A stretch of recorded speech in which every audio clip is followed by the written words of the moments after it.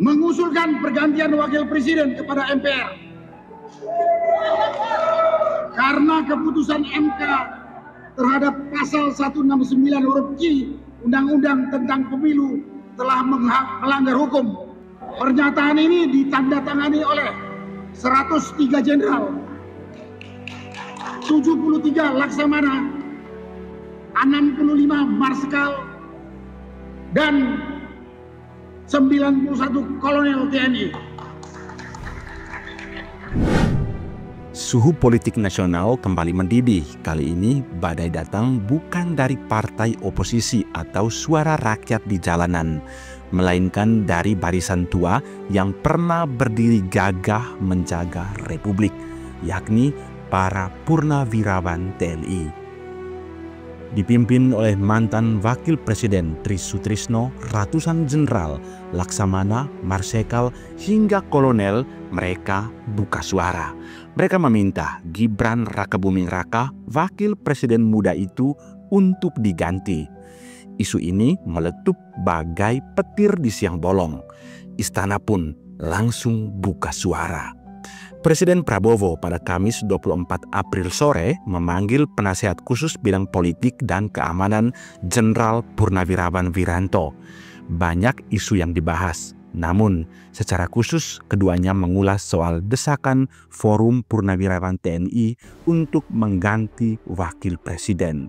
Hal ini disampaikan Wiranto dalam pernyataannya yang sebentar kita dengarkan secara lengkap. Namun sebelumnya kita perlu mendengar dulu alasan dari para pensiunan TNI ini. Mereka beralasan Wapres Gibran harus diganti karena keputusan MK terhadap pasal 169 huruf Q Undang-Undang Pemilu telah melanggar hukum acara MK dan Undang-Undang Kekuasaan Kehakiman.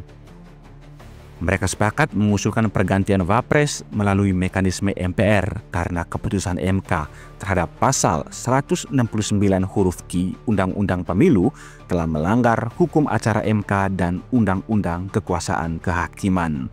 Selain itu, mereka juga menuntut agar kroni-kroni Jokowi yang masih berada di pemerintahan Prabowo untuk segera diganti. Untuk selengkapnya, mari kita dengarkan tuntutan dari para purnawirawan TNI ini. Pernyataan sikap purnawirawan prajurit TNI. 1. Kembali ke Undang-Undang Dasar 1945 asli sebagai tata hukum politik dan tata tertib pemerintahan.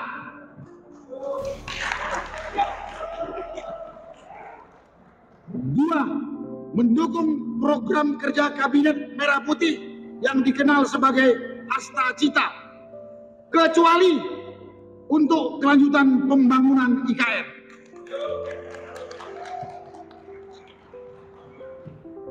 3. Menghentikan PSN PIK 2, PSN Rempang, dan kasus-kasus serupa dikarenakan sangat merugikan dan menindas masyarakat serta berdampak pada kerusakan lingkungan.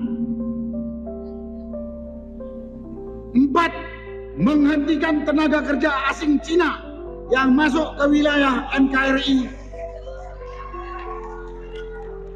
dan mengembalikan tenaga kerja asing Cina ke negara asalnya.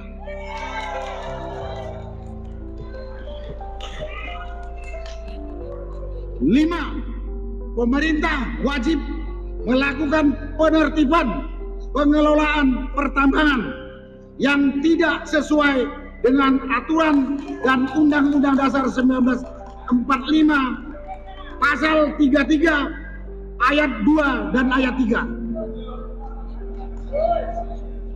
6. Melakukan resapel kepada para menteri yang sangat diduga telah melakukan kejahatan korupsi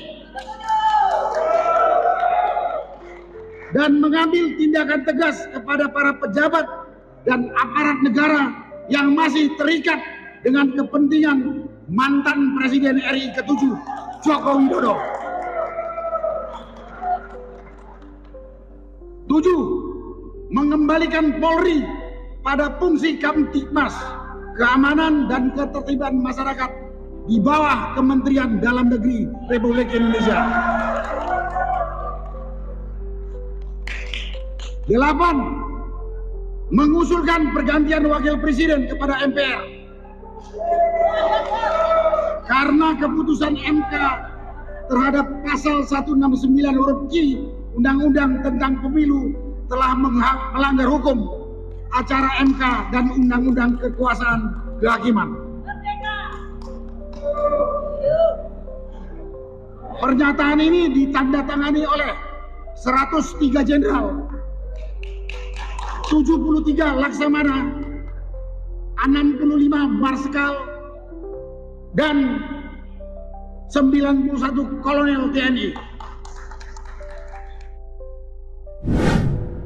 Dari 8 usulan kepada Presiden Prabowo, satu yang paling viral, yakni soal pergantian Wapres Gibran Rakabuming Raka.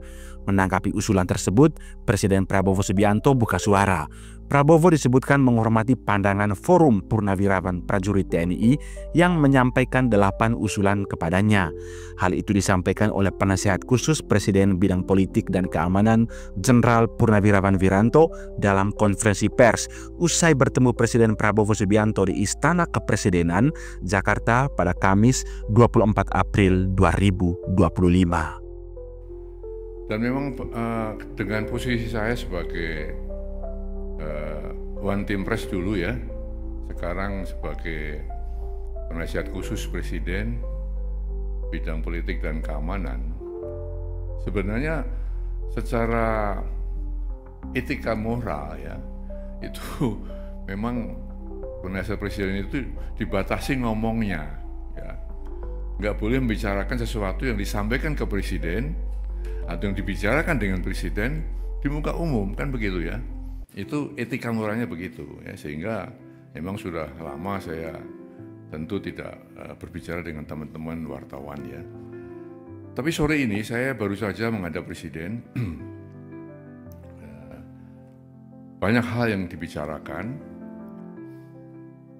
tapi ada satu hal yang memang saya diizinkan untuk menyampaikan kepada saudara sekalian, ya, sehubungan dengan surat usulan ya atau saran-saran dari Forum Purnawirawan TNI ya, yang isinya 8 poin ya, 8 butir itu ya. Nah, saya tentu akan menyampaikan apa yang tadi ya telah dibicarakan dengan Presiden dan akan saya sampaikan kepada saudara-saudara sekalian ya. Memang saran itu disampaikan oleh forum para purnawirawan TNI ya, para jenderal, para kolonel ya, ditandatangani, disampaikan secara terbuka, betul kan? Terbuka, secara meluas ya. Nah, di sini tentunya Presiden memang menghormati dan memahami ya pikiran-pikiran itu. Karena kita tahu beliau dan para purnawirawan satu alma mater ya, satu perjuangan, satu pengabdian, dan tentu punya sikap moral yang sama ya dengan jiwa sabta marga ya dan sebuah prajurit itu. Ya. Oleh karena itu beliau memahami itu. Namun tentunya Presiden sebagai kepala negara, kepala pemerintahan, Panglima tertinggi TNI tidak bisa serta-merta menjawab itu.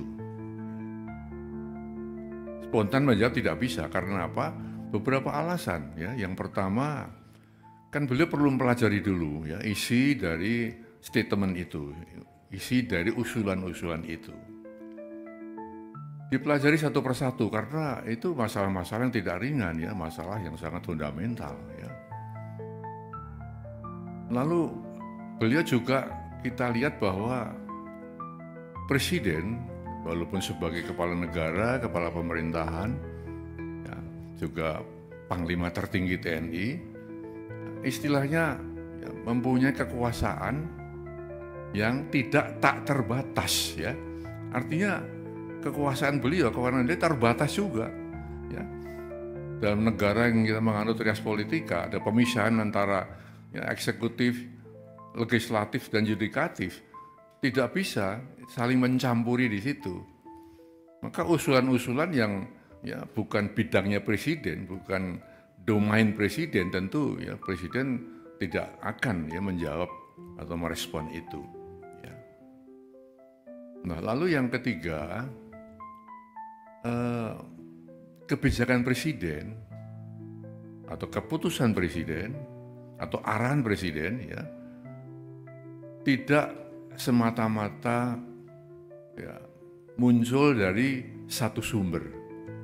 Ya. Presiden mendengarkan, tapi tidak hanya satu sumber kemudian presiden mengambil keputusan, mengambil kebijakan. Harus banyak sumber-sumber lain yang beliau dengarkan.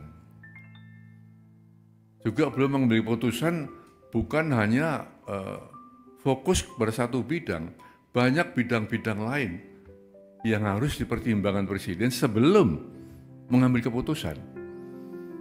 Nah, dengan demikian maka kalau ada anggapan bahwa presiden tidak merespon, bukan seperti itu ya. Presiden ya telah menjelaskan seperti itu. Oleh karena itu beliau berpesan tadi kepada saya agar disampaikan kepada masyarakat ya agar tidak ikut berpolemik masalah ini. Tidak ikut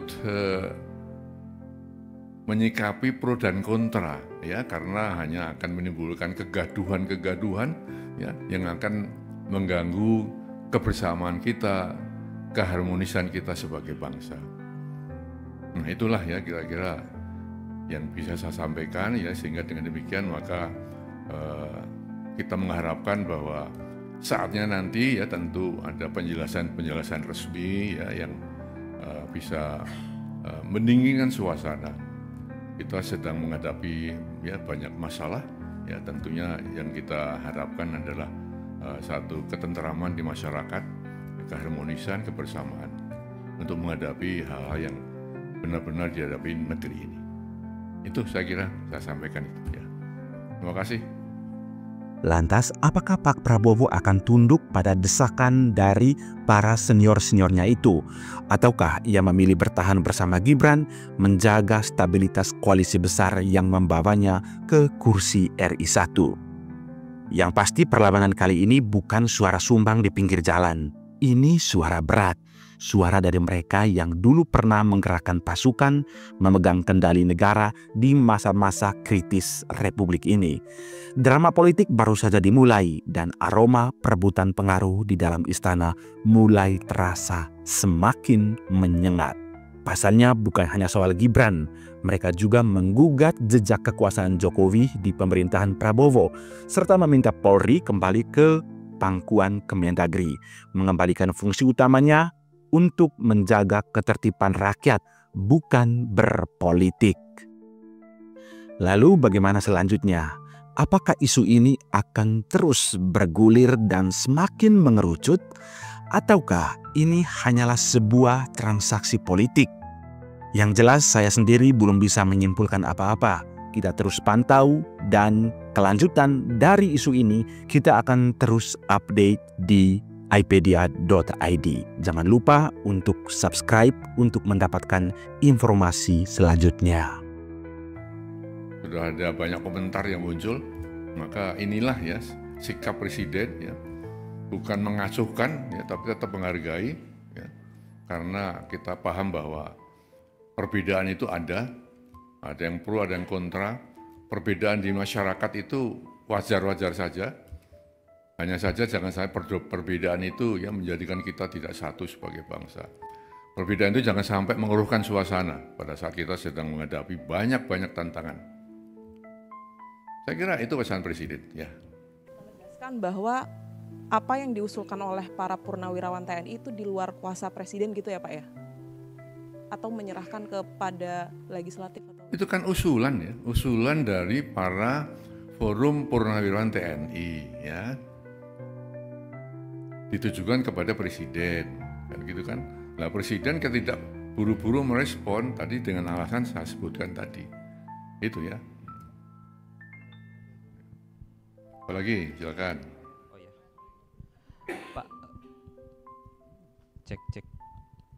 Pak, izin salah satu poin yang lain kan soal penegasan Forum Purnawirawan untuk meminta reshuffle kabinet yang punya kepentingan dengan Presiden Jokowi.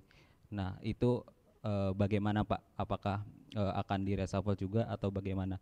Lalu apakah ada rencana Pak Prabowo untuk memanggil tokoh-tokoh dalam Forum Purnawirawan itu? Nah, pertanyaan ketiga Pak, ini kan Pak Jokowi itu kan sedang diutus ya untuk ke Vatikan. Nah, itu sebetulnya untuk diutus ke pemakaman Paus Fransiskus ke Vatikan. Nah, ini sebenarnya alasannya apa sih Pak? Pak Prabowo mengutus Pak Jokowi. Apakah itu juga berkaitan dengan isu yang diungkapkan oleh Forum Purnawirawan itu? Terima kasih Pak. Pertanyaan ketiga di luar konteks ya.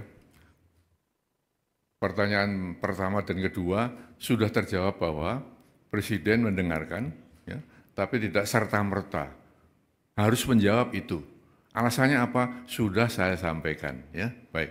Ya. Terima kasih. Saya kira itu aja ya.